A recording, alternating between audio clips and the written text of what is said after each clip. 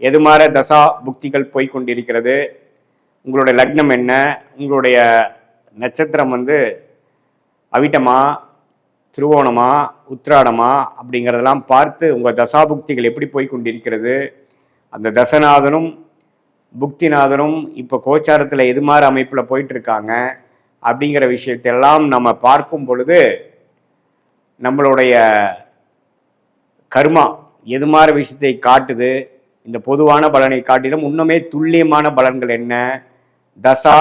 புக்தி அந்தரம்னு நம்ம பிரித்து தசையை வருட கணக்கில் பார்த்து, புக்தியை 2 வருடம் 3 வருடம் லெவலில் பார்த்து, அந்தரம் பார்த்திங்கன்னா மாத கணக்கில் பார்த்து, சூக்ஷமம் வாரக்கணக்கில் பார்த்து எது மாதிரி விஷயங்கள் நமக்கு காத்திருக்குது, எது மாதிரி பிராப்தங்கள் நம்மளோட ஜாதத்தில் இருக்குது, எது மாதிரி விஷயங்கள் நமக்கு சரி வராதுங்கிறதெல்லாம் தெரிந்து அதுக்கு தகுந்த மாதிரி